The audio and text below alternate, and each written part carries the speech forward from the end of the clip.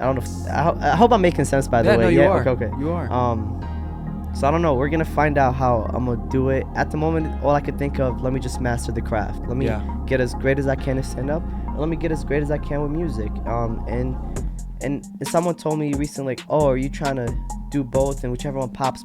No, I want to be able to have outlets and express myself, and I'm feeling like today I want to make a song. I can make that and not think I can't because I'm a comedian. And if I want to write a joke and I'm trying to write a special mode for a stand-up, I want to be able to do that. No one goes, well, aren't you supposed to be making music right now? Like, I just want to be able to express myself, and 5 years from now I might be like, I don't do either of these arts and I'm actually a painter now. I don't like it. I don't want to limit myself in my expressive outlet and also be boxed in, and it's messy. I don't know how, as an outsider looking in, how would you say, how does that look? How would you go about, if you seeing that, how would you go about it? Like, does it make sense? No, it makes sense. I think it makes sense. I think the biggest thing in regard to, pursuit of success.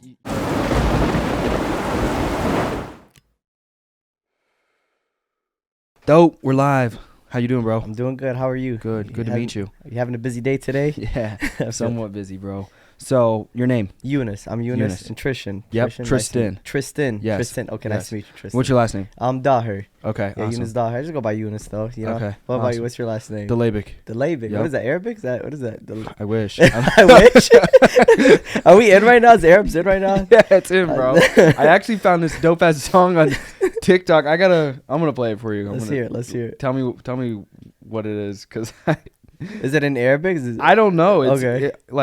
I feel like just the typical, almost that racist assumption of it's over there. It's somewhere in that region. It's over there. Let me find it.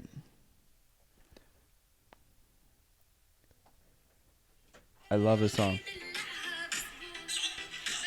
Yeah, let's hear it. Yep. It's a famous song. It's a very famous. I love the this name song. of it. I can't think of a top. I saw it on TikTok. Somebody was breaking it down. I was like, this shit is fire. Yeah, I feel like this is the first time ever in my life where it's like, because I did a show recently and I was doing crowd work and I was like, oh, are you Arabic? And he's like, nah, man. Similar to I wish, man. I was like, dude, 5 years ago, 10 years ago, no one wished to be Arab. Yeah, it was just now I feel like we're maybe in the culture. We're kind of changing the narrative, I guess. Which is good. I want everyone to get along. That's kind of my thing. So. Oh yeah, no, I'm the same way. So how long have you been in stand-up comedy? Doing stand-ups for almost 3 years now, coming up to 3 years. And it's been going good. I started in college. Well, I've always wanted to do it, but I really started doing it in college. And then just the momentum kept going, and I just 3 years later I'm here. Do you write out your bits, or are you more of like a freestyler? Well, when I first started, everything was word for word. Like if you told me to do 10 minutes of comedy, every single word on that stage was memorized. It was like a script. You know what I mean? Now I've got to a point where it's like 70% word for word, 30% I do crowd work.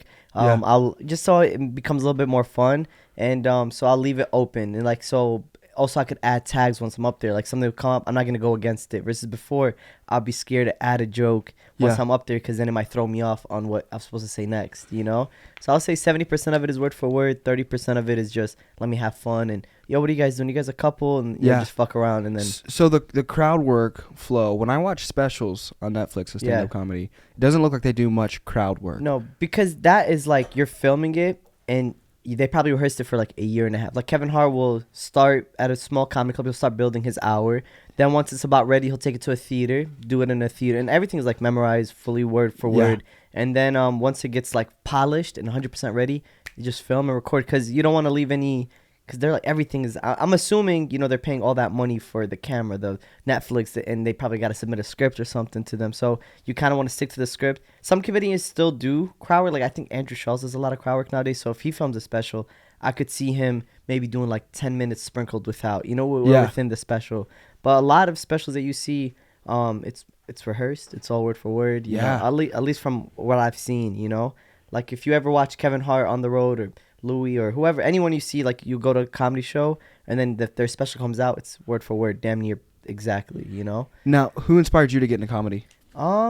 I think the first ever time I watched stand-up comedy was I used to love the George Lopez show, and I was like, Yeah, I love the George Lopez. Yeah, it was a classic. The Yeah, Fresh you just Prince, wake up at 2 a.m. and just like legendary show. The fucking Lopez theme song going on. And one day I saw that he had like a stand-up special. I was just going through the TV and it was just like him on stage and just doing jokes. Like, what is this? And I just fell in love with the craft of it, just whatever that was.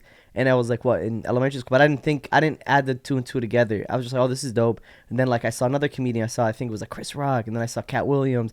And then like it wasn't until like high school that I was like, man, I really want to do this myself. Like I started writing jokes or like little bits here and there. And then I would say when I saw Rami Youssef, who's a comedian, he has a show called Rami on Hulu. That's when it really hit that it's possible, because it was like an Arab comedian doing it, and on that level, and it was just like I was like mind blown, and that's when it really like I had just started, and it just gave me that boost of like I could definitely go somewhere with this. There's a future in this, you know what I mean? Versus it's not this fairy tale dream that I have. Yeah, you know so it like started with George Lopez, and then it transitioned into. Guys, to Kevin was big for me when I saw Kevin Hart middle school. Like seeing his like hour was crazy. Like trying to think who else that I love. I just became a fiend. Like I probably the amount of comedy that I consume, especially at that early age, was just like every special I probably you could think of. And then I got inspired a lot by George Carlin, Richard Pryor. You know who else? Eddie Murphy's a goat. Like. Dude, Eddie Murphy. Have you seen Eddie Murphy Raw? Ridiculous. It's ridiculous how amazing it is. And Delirious is another classic he has. Like, he's actually coming back. He's gonna make. I was watching an interview where he said right when once the pandemic is a little bit way, like I know right now we're like everyone's kind of moving and going about, but he wants it to be where it's more safe. But he was planning to do it. Like if it wasn't for the pandemic, according to Eddie Murphy in an interview, he would have done the Coming to America 2, then he was gonna go on tour. Yeah, that's how he planned it. So it's gonna be cool to see him make a comeback. Yeah, that would be really cool. So how about who are some of your favorite comedians? Definitely Kevin Hart, Cat Williams. I love Bill Burr. Legend. I'm biased because Joe Rogan is like one of my favorite humans. Yeah, his stand-up is amazing too. And he's the only stand-up comedian I think I've ever seen. Wow. Oh, in real life? Oh, wow. That's dope. So I saw him, and then who's the Tony Hinchcliffe? Okay, Tony's he brought him, and then he brought this blonde girl. I forget her name, but she's got like the froggy voice. Like she sounds like Kermit the Frog. Is it?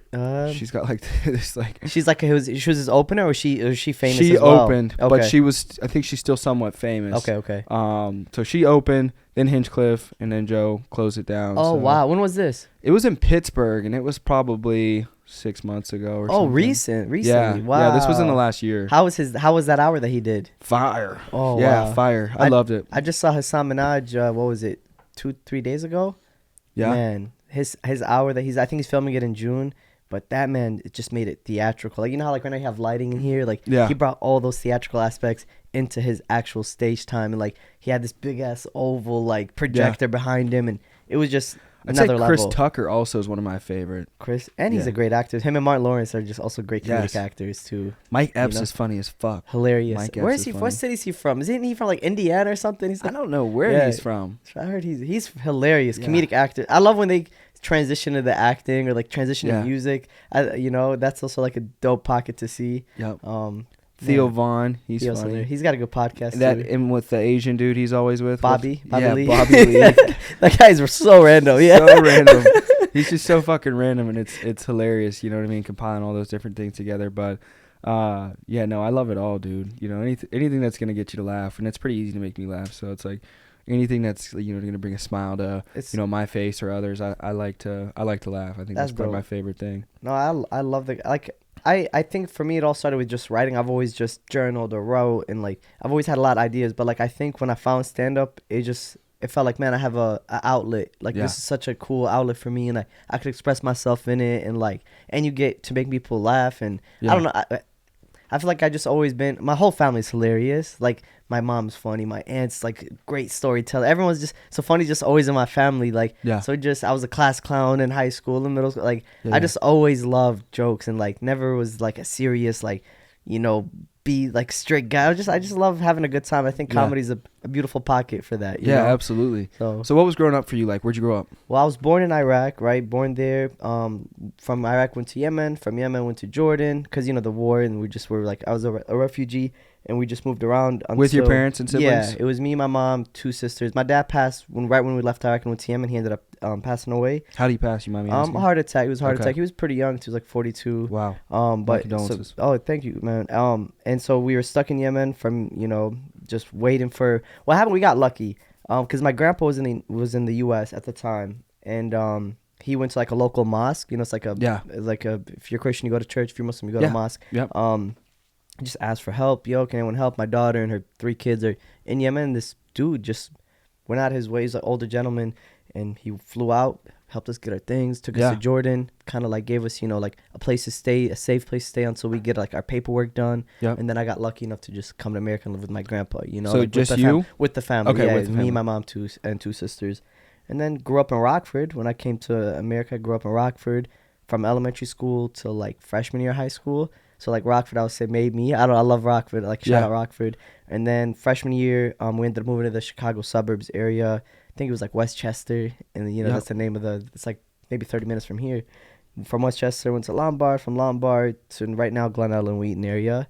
And then next month, LA. I'm moving to LA next month, so I'm excited go, bro. for that. Yeah, it's my first time saying it. Anyway, nobody knows. Yeah, I don't know when this comes out, but that's we've definitely got a bunch of podcasts already pre-recorded, but it'll probably drop within the next 2 months. Yeah, no worries. Imagine. Oh, okay, so I'll be in LA by the time they see it. Yeah, you'll for sure be in LA. Okay, yeah, You'll for sure be in LA.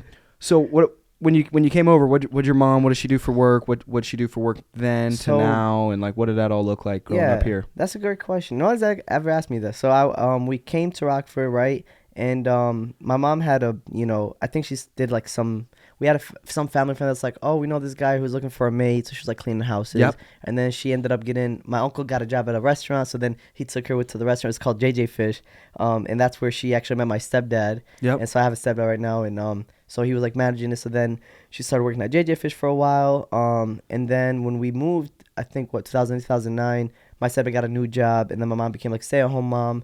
And he works a different career. He works a different job now, but so growing up, she did that, I would say as work until she became a stay-at-home mom. For my grandparents, they were working at a Crest factory, the toothpaste factory. There was one in Rockford, and they worked there for a while till they retired.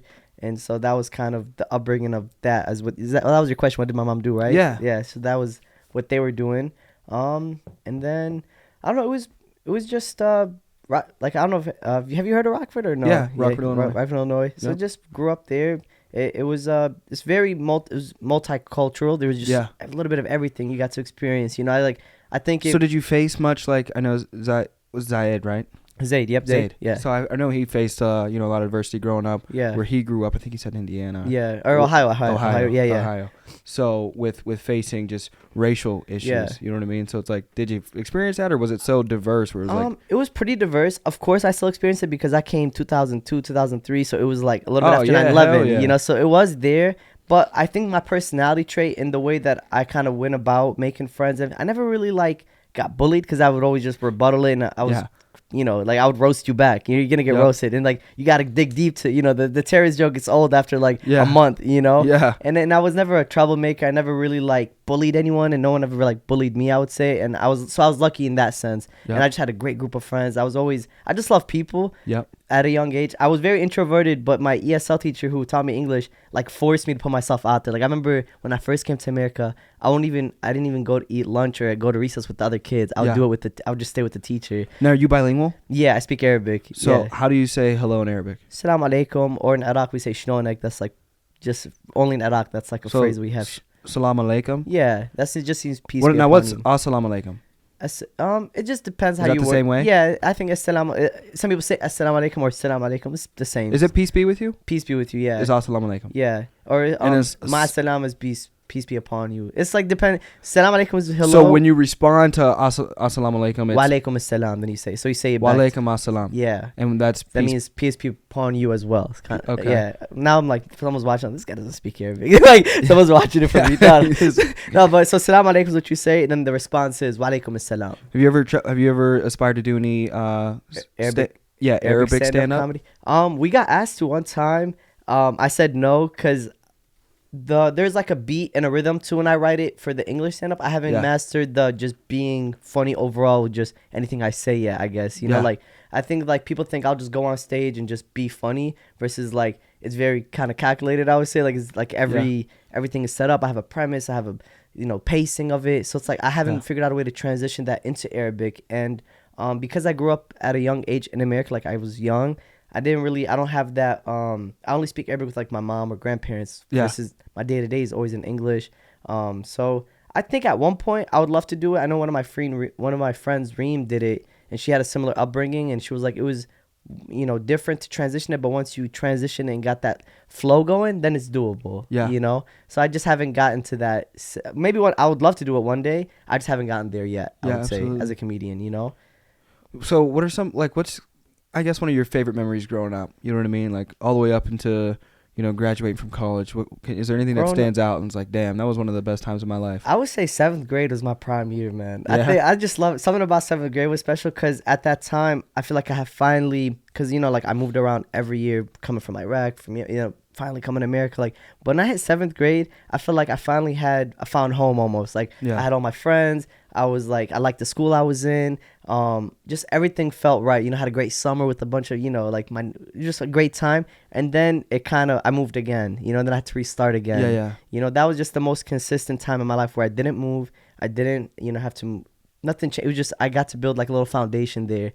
So, cause I moved every year, especially after 7th grade. Like I moved every year from 7th grade to like junior year of high school, new schools, new people, a new home, everything. So I never had a consistency versus at that time in my childhood, from like elementary to 7th grade, I got to grow up with the same friends. You know what I mean? Like, I don't know, you said you moved around a lot earlier. Yeah, so it's like when you move a lot, you kind of get this new thing where it's like, you make friends, but you know that, man, next year I'm going to move. And you'll still be in contact with them, but it's like, you don't get to like invest all of into it, or like, and you have to deal with like saying goodbye, like that, so it's like these little things. The cool thing about social media is now I'm still connected with a lot of them, and it helped me be able to like get along with anyone and be ready to like, throw me in a room, I have to figure out a way to like make this my new home, or make this guy my friend, whatever it might be. So that is the plus side of moving every year.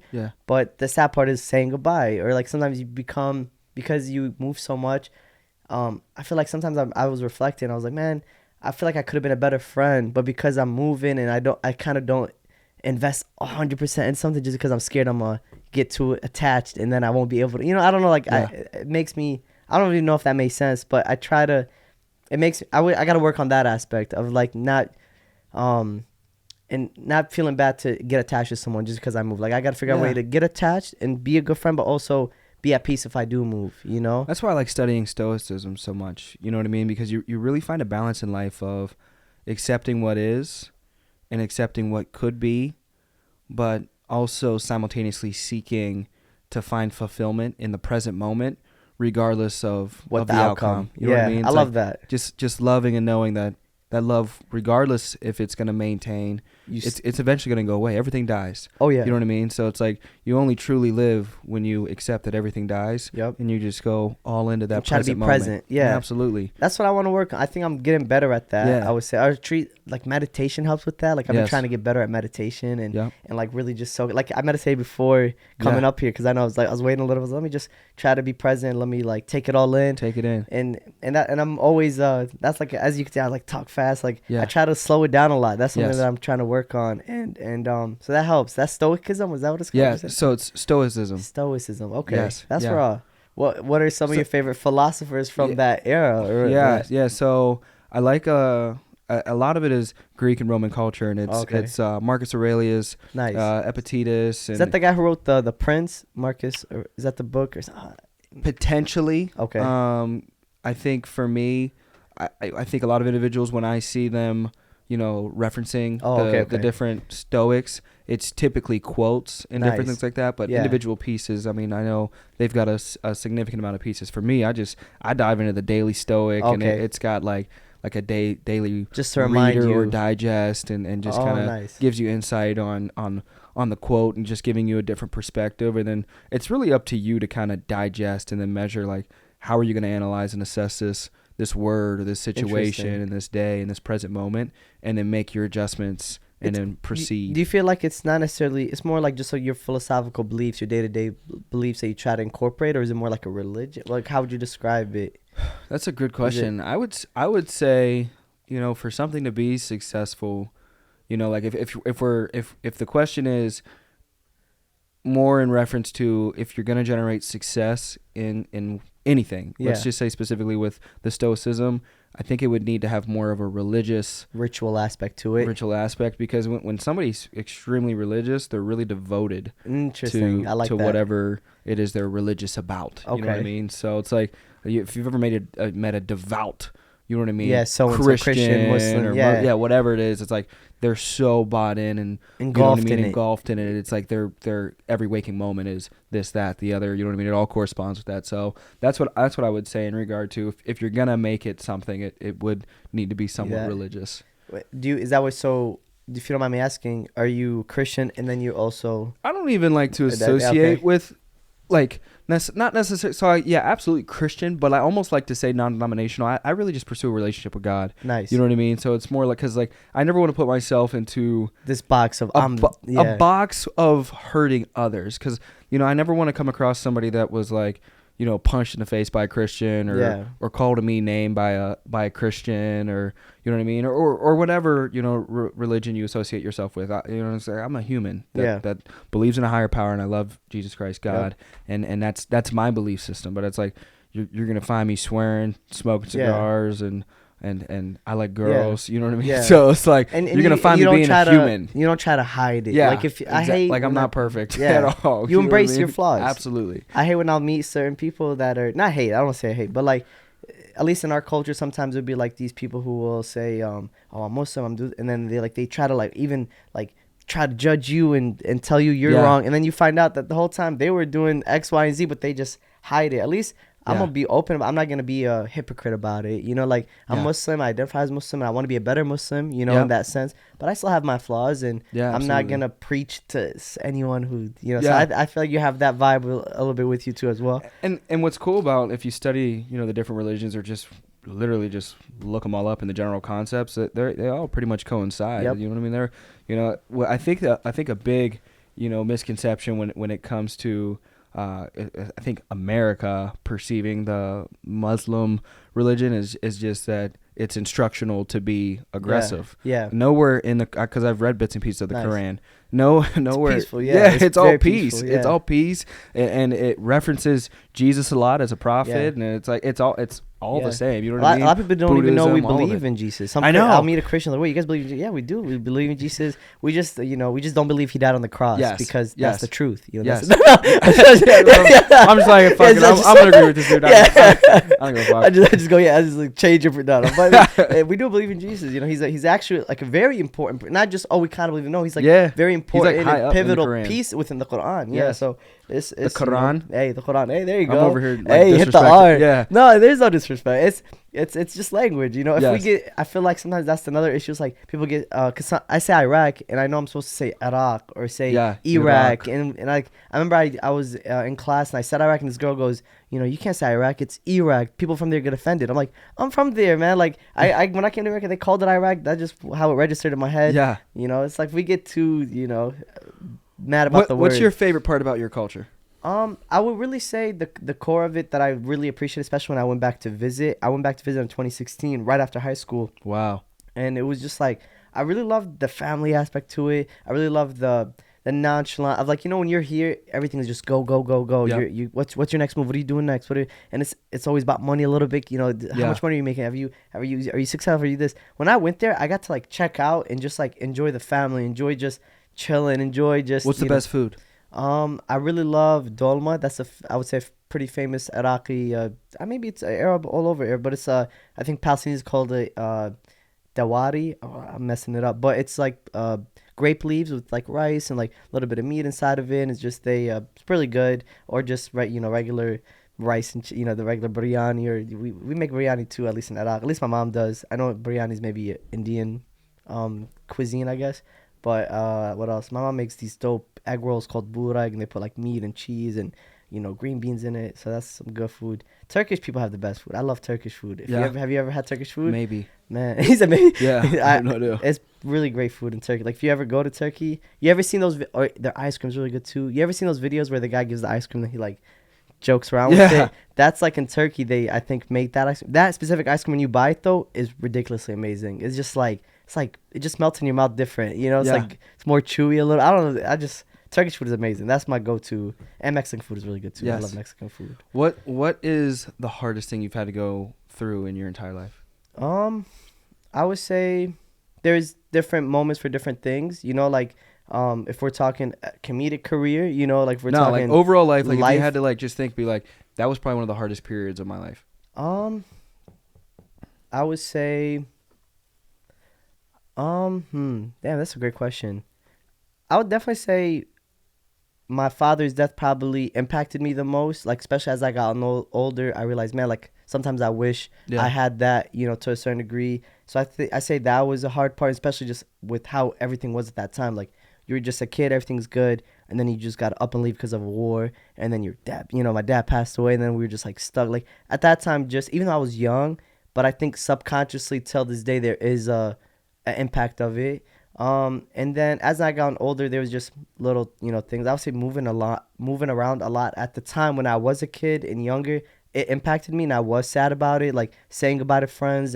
But all of those things I feel like made me who I am today. So now when I'm older and I step back and I look at it, I'm kind of grateful for those things because they made me who I am, like moving and not grateful for the past, but like I think because I grew up without a dad, it also forced me to maybe look more within, maybe create my own lane of how I think a man should be. I never really had father figures growing up. Mm-hmm. So I was very rebellious as a kid. I'm a rebel at heart. So I think because of that, it caused me to be who I am.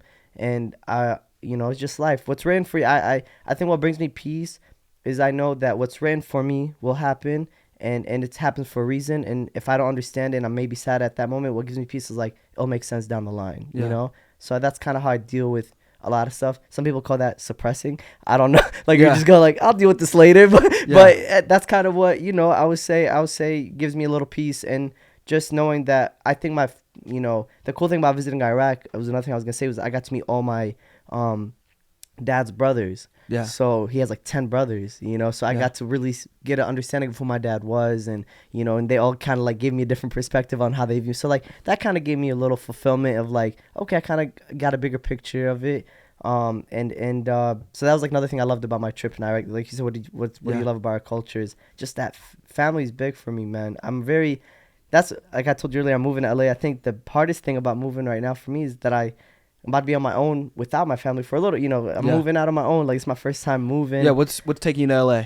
So I'm like I said, I'm doing comedy here in Chicago. I'm trying to do just in this creative space that I'm in here in Chicago. And I don't know. I feel like I reached a little bit of a limit, like a ceiling, and I just don't know how to kind of get out of it. And when I went to visit LA, when I went to visit New York, and I did shows here and there, something about LA just spoke of more opportunity, I guess. And I networked with certain people who I was just like, man, I'd rather create with these people and do shows out there for a little bit. I'm gonna move maybe for 6 months to a year just to check it out, and maybe try to grow, network a little bit more. Chicago, I'm realizing like it's just. I did all the Laugh Factories, I did the Zanies, I did all these things in Chicago, my own independent shows, and I just feel like I reached this like ceiling. And it's just like, what's my next move? Am I just going to keep trying to build here, or let me just branch out and see what I could work out there? And I just feel like when I was there, there's just more opportunity. Something about LA, just maybe because the Hollywood is there and the entertainment industry is there, that even just like regular auditions, like you probably can get more of if you're trying to do acting. And so that's kind of was the biggest push for me. And like I said, the friends that I made out there just made me feel like at home. I'm like, man, this is a dope group of collective artists. There's like singers or comedians and actors. I'm like, I just want to collaborate with them and see what that's like. And if I don't like it, Chicago's not going anywhere, maybe I'll try New York next. My bad, I had coffee a little bit and upset my stomach, but I'm okay. But maybe try New York in a little bit. I don't know, have you ever been out there, LA, New York? Have you? Yeah. I have not been to LA. I've been to New York. Okay. Times Square, Brooklyn. So got to experience it a little bit. You picked Chicago, right? What was it about Chicago? So I actually didn't technically get to pick Chicago. We took over a previous agency, so Nice. we acquired this agency, and it was here. So For a second, I thought you were just gonna say I didn't come to I took over Chicago. And I thought that's Yeah. but you took over an agency here. Yeah, Do you yeah. like it? Do you feel like yeah, I mean, I don't like the cold, so I like probably 6 months of it, and Okay. then I don't really like crowds, so it's like you just yeah, in your lane? That's basically. nice. And within your business, you could be remote at this Yeah, point. yeah. At this point, so you We could- sell virtually, but we like to have an office just for gather to people, get everyone people in. to work in Interesting. person for the person training and everything like that. So That's raw. Yeah, I don't know. I don't. And when I say I'm moving out of Chicago, I still love Chicago and all the opportunities that I have gotten from it. And I think I just want to build on top of it and bring something back too. That's not like if Yeah. I go to LA and I learn some stuff and I connect and I want to be able to bring it back. I love Chicago. I really do love Chicago and just I don't want people to think I'm leaving and like F Chicago. There's nothing here. No, there's Yeah. a lot here. I just feel like at this moment in my life, I reached a little ceiling and I just kind of want to branch out. Yeah. You know. yeah, no, I So, feel that. But we'll see. We'll see how it goes. What's the biggest show you've ever done? Independently, I've done like we have a group of comedians like you met Zayd and there's three, Yeah. 4 others in our group. We did the biggest one we did independently back to back was like the Madison Street Theater, which is like 200 people. We just did that in January, and I think we're gonna run another one right before I move. In the 300 seat. Now just me by myself getting booked. I would say the 21 Savage. I hosted a show for 21 Savage, and that was like what, like 5,000-6,000 people, and that was like crazy. Like that was the biggest at the time. Hopefully I could do more, but that was. And then that, did you get like a percentage off rip, or they just gave you a set like, hey, we're booking you, we're gonna give you this? They reached out, hey, can you host it? And then the hosting, I didn't do stand up at the time. I was just hosting as in, y'all ready for the next so and so? You guys ready for the next set? And then like there was other performances lined up, so I had to like introduce them and like let's say they're setting up the band is setting up for your band and that there's like a block. You guys, yo man, we're gonna do a little raffle. What do you got? Let's throw this shirts. Like you just kind of keep the show going more than it is that you're doing comedy. And I did roast a cop. There was a moment where some cop was gonna try to shut down the show and everyone was booing, and then they're like, go do something. And then I was just like, yo, everyone just take a step back. You guys want to keep the show alive. Like you just want to be the host. Just kind of keeps the show going, and so there's no dead space. So that was kind of what they booked me for. And they'll tell you like, here, say these lines. There's a sponsor, shout them out. That's all a host does. So for that specific event, I would love to do a show where it's comedian aspect to it, but I don't think 21 wants that. You know what I mean? Like, I don't think 21 was like, oh, let's have a comedian before I rap my ass off. So, but I've hosted shows like that. I did something for Save Money before to where I hosted like a hip hop show. I would say comedically the biggest show maybe other than the T5 shows, I'm trying to think what shows that I do that was just a lot of people. I mean, Laugh Factory sometimes could be up to 400 people when you're booked there, and like, so that's like a decent amount. I'm trying to think. I know I did a show. I'm trying to think what comedian I opened up for, something that was like a dope lineup or dope people. I don't know. I would say, let's just say 400 for comedy, and then hosting is that 4,000 or 5,000 for 21. That's I think my peak at the moment. So what's kind of like your future vision with it all? You know what I mean? Like, where do you see yourself? What do you want to do with it? You know what I mean? Like, I used to be very like, I just want to be able to be self-sufficient and just make enough money from the craft, whether it be stand-up or writing a script in the future or writing music. But now I just want to reach my highest potential, man. Like like if I'm going to LA and I'm investing all this money, investing all this time, like I want to take it there. Let's see what comes with it. If it's this level, I want to get there. At least try. Because I don't want to just be like meek about it. Like, oh, hopefully I make lately I've been like, man, let me make something. Let me try to get there. Like and seeing especially in the past few months, this momentum that I've been feeling. It's like, let's just try to double that and and try to reach the highest we can get. Let's try to get 1 million. Let's try. Let's do a show with 1 million people. I don't even know if that's possible. But like, let's do what Kevin Hart, doing a fucking stadium. Like, that'd be raw. I used to stay away from it, maybe because I'm scared. But like I want to reach the highest potential. And my biggest thing always is just, I want to be the best comedian I could be. Who's the most famous Muslim comedian right now? Hassan, I would say at the moment as a Muslim comedian, like he's like, it felt, especially I saw him a few days ago, and my friend opened up for him in St. Louis, and he's one of the guy from our T5 group, and we got to meet him, and like he was just like, he had that like superstar quality to him. Like when you like I haven't met Kevin Hart, but I feel like when you watch Kevin Hart, he just has that it factor. Hassan has that, and it was just dope to see. I think he's the biggest. Another big one, I would say Rami Youssef is another really big one. But it's very new. Arab and Muslim comedians in general within the new space of just creatives, I think we're just now figuring it out and like making our own lanes. Like, you know, like, but Hassan and them are like, I would say, just they're raising the bar as we speak. You know. Now, Hassan, what's the last name? Minhaj, Hassan Minhaj. Let me see if Minhaj. Let me see if I think if you see him, you'll recognize him. I feel like He was on the Daily Show, you know, the with Jon Stewart and Trevor Noah. Yeah, I recognize this. Yeah, dude. he's, I would say, at the moment, especially in stand-up comedy, like he's killing it. I think he has like 2 Netflix. He's working on his second Netflix special. You know, he's killing it. I'm trying to think who's another Arab. I don't know. I'm blanking out. Yeah, that's him. Enthusiastic about things. This is awesome, like my own desk. This is kind of cool. This is my desk. No, I like this is all me. It's my show. So you opened up for him in St. Louis? Not me. My friend Adil did. Okay. Then we got to meet him backstage after, and you know. Was that on like the Tonight Show or something? I think. I don't know. What's this? Yeah, that's with Trevor Noah. Yeah. Okay. So he was a correspondent, and then Netflix gave him his own show. You know. Yeah.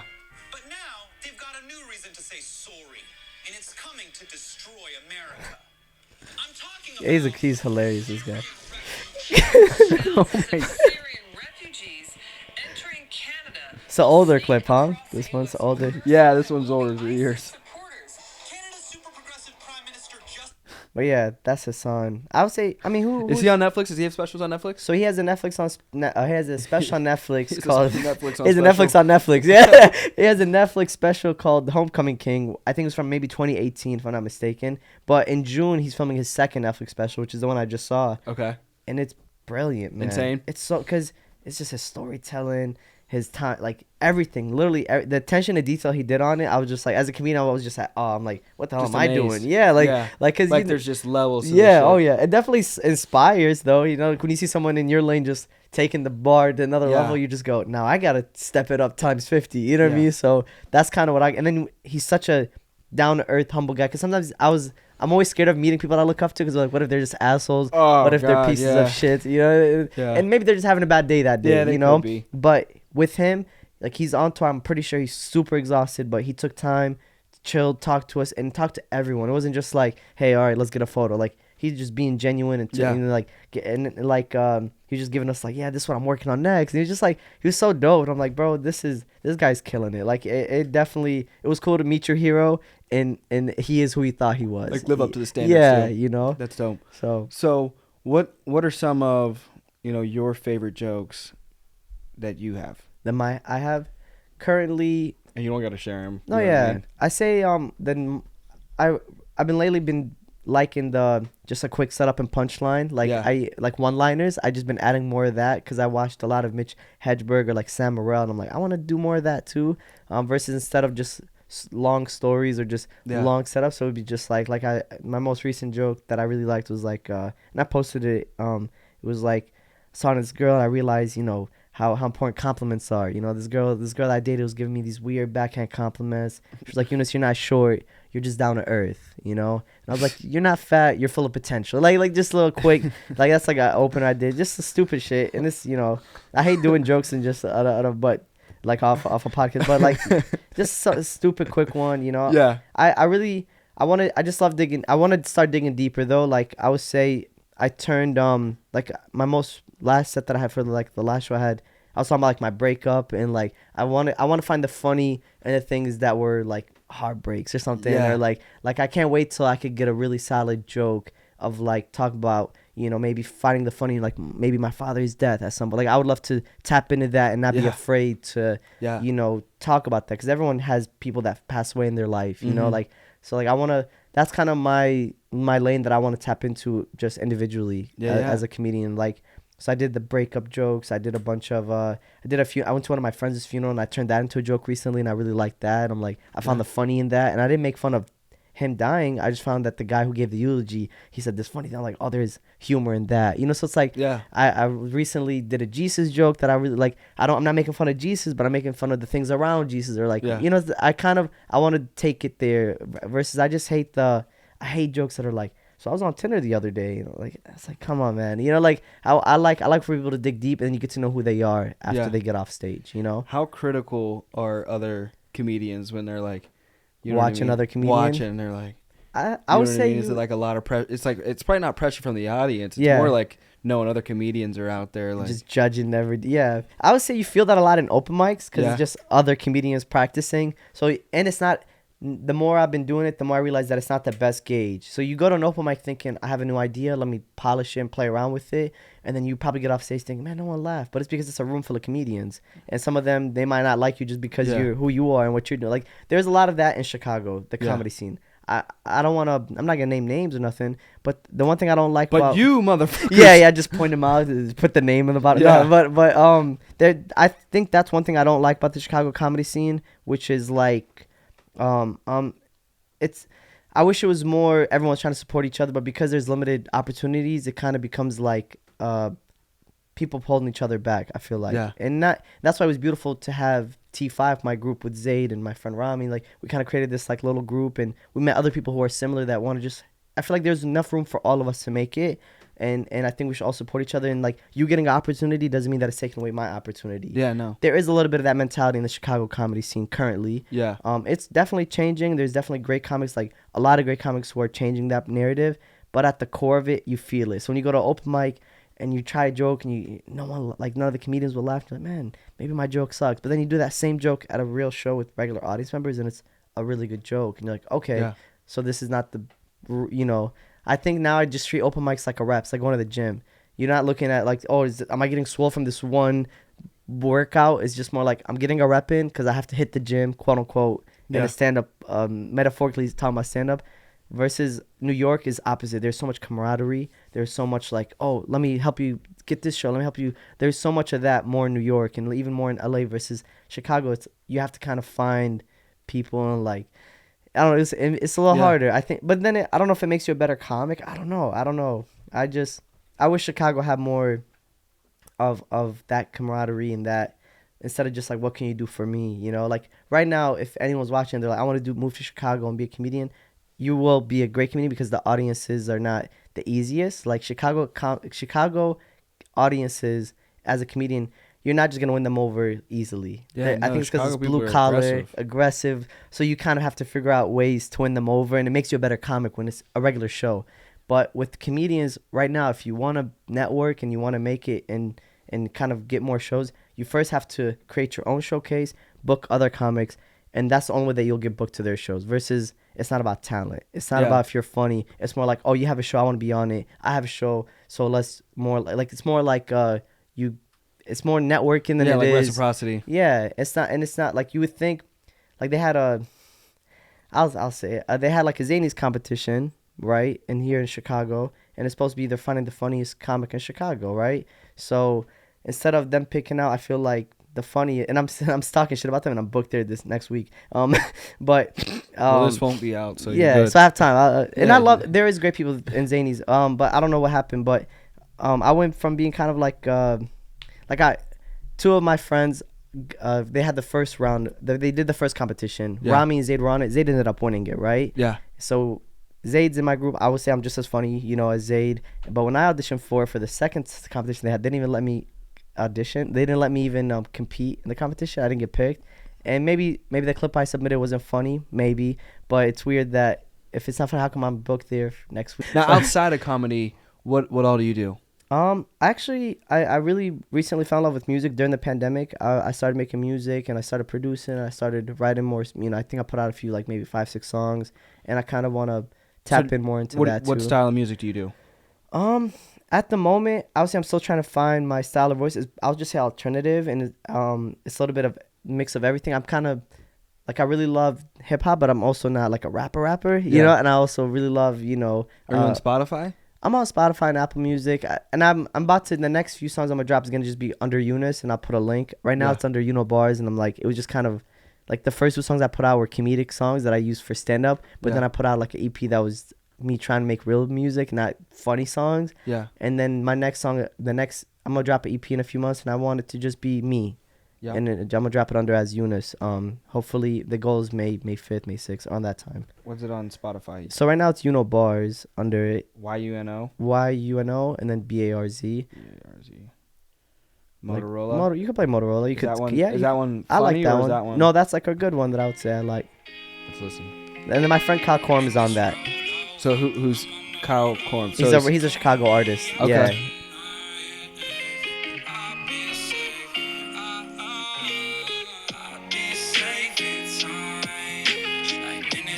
Yeah. I'm actually surprised. Yeah. Like someone tells you to listen to that music, and I'm like, no. Yeah, that's Kyle. I learned I'm a lot from surprised. Kyle. It's like I don't know how to explain it. Like the vibe. Alternative, yeah, acoustic, Yes. alternative pop. I don't know. Kind of slaps, bro. I think that you came, you showed me the way out. Now this year. Yeah, Know what to say, I guess I'm okay now. that was after a heartbreak. I So wish I knew better, and now I can never just sit back and kick it with you. Clean, bro. All of our letters are meaningless treasures, cause I cannot read them with you. We used to get drunk at a party, you were just there cause you lonely. Guess I just took you for granted, now you act like you don't know me. We used to get drunk at a party, you were just there cause you lonely. I guess I just took you for granted, now you act like you don't know me. That got me sinking and drinking and That's thinking Kyle. about misleading reasons. You bringing the drop on my chest. Guys are both Gave him nice. my all, in return got a spec. And you wanna talk about needing respect? I think we both need to leave and reflect. I think you think that I need you for breath. If only you knew you the hand on my neck. But I'ma be silent, I'm learning that's best. yeah, I love Kyle, man.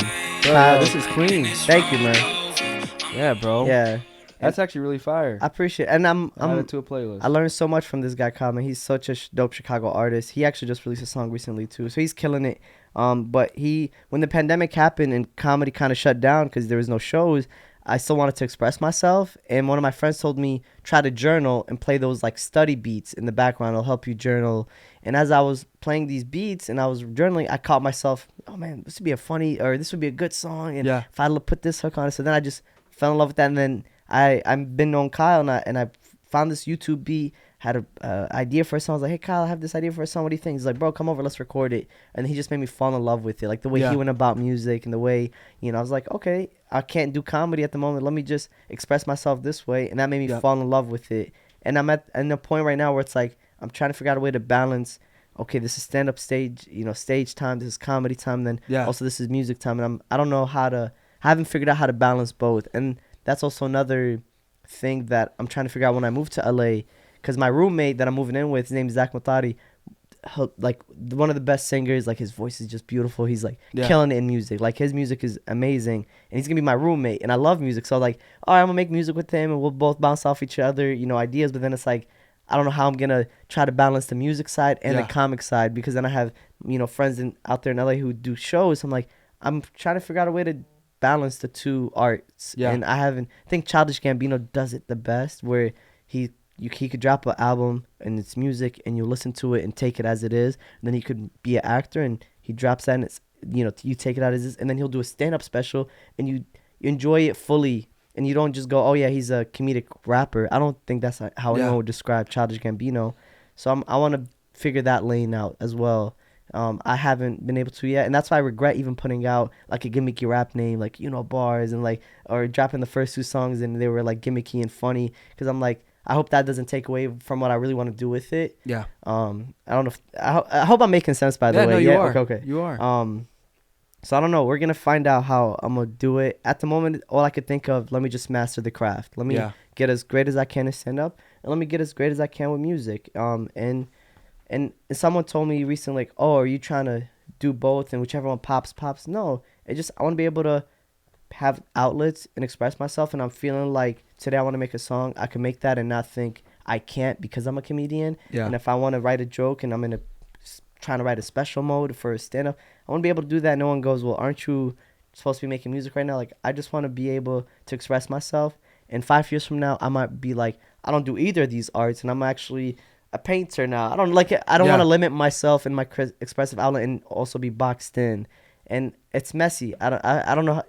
As an outsider looking in, how would you say, how does that look? How would you go about, if you seeing that, how would you go about it? Like, does it make sense? No, it makes sense. Like, I think it makes sense. I think the biggest thing in regard to, pursuit of success, you do have to be careful. There's a saying, the individual who chases two rabbits doesn't catch either. But I don't believe, that you can't do multiple things and not be successful. I think you can't diversify your pursuits. You know what I mean? So it's like, I feel like that's under one general umbrella. Yeah. It might be a little different if you were doing, something, some things in the art industry, and then I'm also like were doing some things in the finance industry, and then you were doing some things in like the, carpenter. You know what I mean? So it's like, well, you're trying to sell investment products, you're trying to be a singer, you're trying to be a comedian, and you're trying to also build houses. Yeah, yeah. You're saying if it's too diversified in that sense, but for this sense, does it come off like that or no? No. I think you're in one general umbrella. So I feel like, and then ultimately, if somebody wants something bad enough, they're gonna find a way. You know what I mean? But it really just comes down to proper prepreparation. We have a saying in our business that proper preparation prevents poor performance. Oh, okay. So it really does come down. I like to spend Sundays, and it doesn't take that long. You know what I mean? Take a half hour, take an hour. And sometimes it'll take longer. Sometimes I'll spend 2, 3, 4 hours, or even all Sunday, just kind of planning out my week, planning out the following month, and just being as detail oriented as possible. Because there's many things that I do. You know what I mean? So it's like, I love jujitsu. Right. So I guess that would probably be the only thing that I do. Never mind. You know why though? But it's like, I think we're multifaceted beings. So it's like, I don't look at you and be like, oh yeah, he's just an insurance guy. Yeah. Bro, you have a podcast. This is creative in a sense. You also do jujitsu, like you said. Yeah. You also, I'm pretty sure you have like 4 other projects that you're probably working on, like behind the scenes that no one probably even knows about, you know? And I think, I just hated the old school of thinking like, if you're just this guy, you have to be this. And then like, what happens next year if you want to stop doing insurance and you want to do fine? Like, that's my biggest fear, is being boxed in. And I know you were saying like the chasing 2 rabbits, you won't catch either of them. But I don't think I'm even chasing 2 rabbits. It's more like, hey, the rabbit's here, let me feed it. I don't know more than it is like me. And I was gonna ask you this because I feel like you're big on success, and I in my opinion, I haven't, I'm just now getting to know you, but just from what I've seen, I'm like, man, this guy's successful, or like he's chasing success, and I would say you chasing it to me is what success is. So I'm like, in my how do you define success? Yeah, I think you got to be careful, because if you set a finish line, you're going to hit a finish line. You know what I mean? But if your perception is sky's the limit, then you're going to go indefinitely. You know what I mean? Nice. So I think, success has to be measured, within before it's measured without. Oh, okay. Because when you start to only measure it without, you start to create voids within. Yeah. Because there's not a, I guess a congruency. Mm-hmm. There's not a collaboration between the two. And then it creates an emptiness, and then that's where you're going to see, the psychological issues with depression and certain things like that, because people put so much emphasis on measuring their success on the materialistic things of, like, just here's what it is, here's what it should be, when and then if you don't get there, then that's going to also destroy you internally almost. Yeah, exactly. So how would, if you could say one, like a one sentence or just in general, what is success to you? What is, like, if you see something like that guy's successful, how do you define that? I would say success is, to me, it's your internal development and well-being. It's you growing internally as a human being, and finding that moral code, standard, and values that work for you, but also in conjunction with just overall humanity, for you to better impact the world. The world in general. I like that. Somebody could say, well, my morals tell me to kill people. Well, it's like, is that helping? Yeah, exactly. Humanity? So if you base it and measure it off the right things of, like, can we at least agree to, like, not murder people? Be ethical. Yeah, exactly. Yeah, and better the world. Exactly. Quote, unquote, exactly. Interesting. I like that. Exactly. I like that a lot. Now, what about, I like to ask people favorite movies. Do you have a favorite movie? I love movies. I'm trying to think favorite recently that I saw. The new Batman was really great. Did you see the new Batman? It wasn't bad. Yes, it's on a cinematography level. I love certain shots. Yes. All time favorite movie. Damn, that's tough.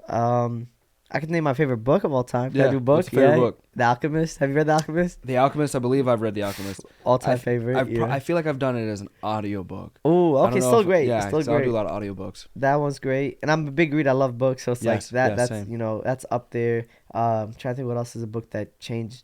The War of Art. Have you heard of that? Yes. You know how there's The Art of War. Is that Sun Tzu? Yeah, that's The Art of War. But then there's this other book called The War of Art, and it's Okay. by Stephen Pressfield. I might be messing up, but that one you gotta check out. You might, Yeah. because you're creative, and I feel yeah. like it changed the way I even view the creative process. Yeah. Because like sometimes you'll be like, let's say today you have to do 3 podcasts or something after me, let's say, and then there's this like lingering voice in your head that's like, oh, let me just take a break, or let me do this, and like it'll kind of like explain to you why.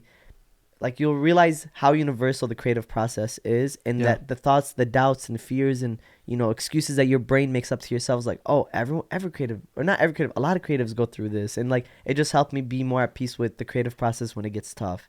So I really like The War of Art. You might, and an audiobook version is really great too if you just want to hear it. Yeah. Drive, you're going to work. I would say check out that book too. Dope. You like how I deflected the movie? And I was Yes. like, let me just change, but I just can't think of a movie off the top. I'm trying to think. I just love any Denzel movie. I love Denzel. Yeah, Denzel Washington's fire. That's a great way to put it. Training Day. Everything. I'm a big Fire. Denzel fan. What are those? The Man on Fire, you said? The Training Day. Training Day is great. Training Day, and then what are the one movies where he beats the shit out of everybody? Oh, you're talking about Equalizer? Equalizers. Equalizer's great. Those are fire. I like that I saw Safe House. Safe House is great. I'm trying to think. Man on Fire, if you ever watch that one, it's like where he's a security guard. He kills everyone. Yeah. But he's some girl that he's protecting. He's like almost like at the end of his career as a, I don't know, a killer. I don't know what he is, but he's protecting this little girl, and then she ends up getting kidnapped. And he like will go through all of these people to just save this one girl. I'm about to watch it. You'll cry. I promise you. The end of it, you'll cry. No. It's one of the. I promise. He said, "No, I don't cry." No, but this one, hit me up if you don't cry after watching it. I'm be like, I don't know. He killed it. Denzel killed it. He's my favorite. One of my favorite actors of all time. Him, Robert De Niro. Honestly, fucking love Scarface. So that's a great movie. Scarface is a great movie. What else? What's another question you say? Or That's pretty much. I think we're an hour in. My only other question is just to ask you, if there's anything else on your mind, on your heart, anything else you want to share, get out there, and then close out with just wherever people can find you. I would say, I honestly wanted to say, I wanted to give you your flowers because the setup was dope. You were great. You asked some of the best questions I've ever got asked on a podcast. I hope I answered them right. I didn't even see them coming. I feel like there. I think podcast is kind of like art. There is no right. Like it'd be like telling someone their music's wrong. What the fuck do you mean my music's wrong? You know what I mean? But you did a great. You know how you heard the song like this is a good song. Like this was a great podcast. I want to thank you for it, making time for me. I know you have a busy day, so just taking an hour out of your day, I appreciate it. This is fun. And just follow me on Younis Daher, YOUNIS. Yep. DH. That's I think on TikTok, Instagram, all of it's the same. Facebook, Snapchat. My plan is with the podcast we're trying to get like 100. What is it? If we're doing 2 a week, so we're gonna try to do roughly 104 to 106. This year alone. But I'd like it to all be new guests, and then what I'd like to do is, over the years, follow up and check in on people and see how life's going and compare it. You know what I mean? Let's do it. Do 2 years, 3 year check-ins and shit like that. That'd be dope. Just kind of show people your story, because it's not fair that Kanye is the only one with the documentary. That's right. We need our documentaries. Also, what'd you think of that documentary, by the way? I thought it was fire as fuck. Dude, I love when Cootie just goes like, and that's when Kanye says. They're like, every time I hear that voice. Man, I need a fucking Cootie. You know what I mean? Yo, did you watch episode 3? Have you watched the last episode? Yeah, and then Kanye did not let me record him. Then he records his daughter for like 6, like from age 0 to 6. I'm like, dude, no, this is not the. This ain't. Shout out his daughter, bro. Cootie's daughter. I'm like, man, bring Kanye back, man. That was hilarious, and I'm just sitting there like texting Aiden. I was like, yo, we need to record my whole life right now. Move into the office. Let's do it. That's raw. No, get it, and it'll be beautiful for you to look back onto. Like even if no one's like, you look back, you're like, man, that's what I was doing at. How old are you right now? 23. 23. Oh no way. Okay, that's man, you're killing it. I'm 25. Yes, sir. I'm excited to check back and see what's Well, I think it's so important to create documents for our reflection as an individual. Just to film is so important. I don't know if you utilize film to like, you know what I mean, perfect your craft, but But I think film is so important to document and show the individuals you're trying to inspire, and not egotistically of like, you know, hey, look, applaud me, look what I used to do, or look what I was doing, look how hard I had to work, but more so to try to impact, you know, the legacy you want to leave behind. Of like, you know, when you know, eventually if you have a family, if you want a family, it's like showing your kids and your wife or whoever you want to kind of instill, you know, these beliefs or systems. And they get to understand you. Yeah, exactly. And more so, it's just like, here's what I went through to get to where I'm at, you know, and it's like, I wanted to share it with you, not to impress you, but to impact you and show you, like, here's where I messed up. Yeah. Really show, I like to really show people more of the flaws. You know what I mean? I love that. Don't do this. Yeah. Opposed to telling people to do this, because I'd rather tell you don't do this, and then you creatively do, because as long as you don't do this, you're not going to get fucked up. Yeah. But go out and creatively do, you know, innovate, find another way, you know, evolve, do it faster, do it better, do it bigger and than I ever could have, or, you know, in the time frame that I did it, I'd like the individuals that are coming up in the business to do it.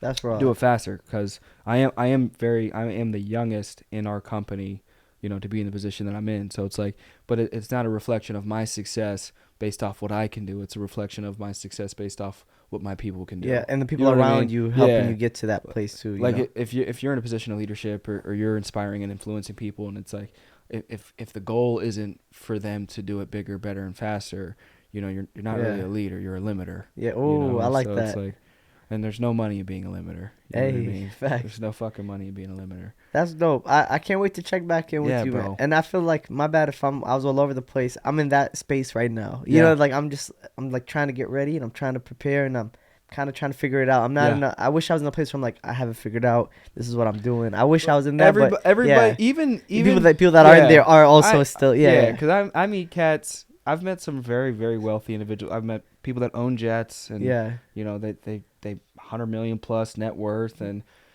there's always going to be a level of I don't fucking know. Of course. I don't know what's going to happen. You know what I mean? And that's what keeps us on edge and keeps us like excited. If you remove that, I think that's death. You know, I don't think death is truly dying. I think death is a lack of questions, a lack of what's next. You know what I mean? Like, go fucking get all the cheat codes in a video game and see how fun it is for the next month. That's wrong. You know what I mean? It's not fucking fun, dude. Yeah. The video game that keeps you playing it is the one where you have zero cheat codes. And your back's against the wall. Your back's against the wall. And you're like, what the fuck? Man. You know? So that life's not meant for you to cheat through it. You know what I mean? It'd be boring.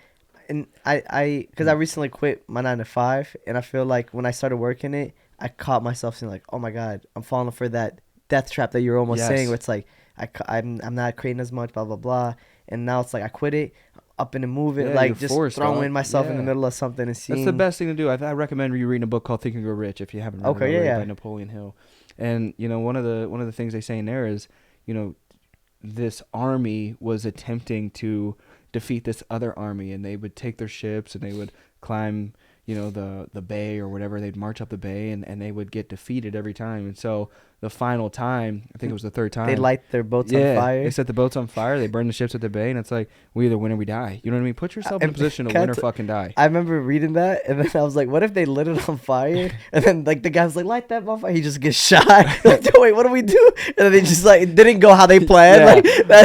Yo, put the fucking fire out. right when the leader gets, you know, I was like, man. Put this shit out. But I like the mentality behind it. It's brave. That's what that show's like. We're about to fight, and we're not giving up. We're not running away from it. I like that. That's like how they took over the White House. That's those Trumpers.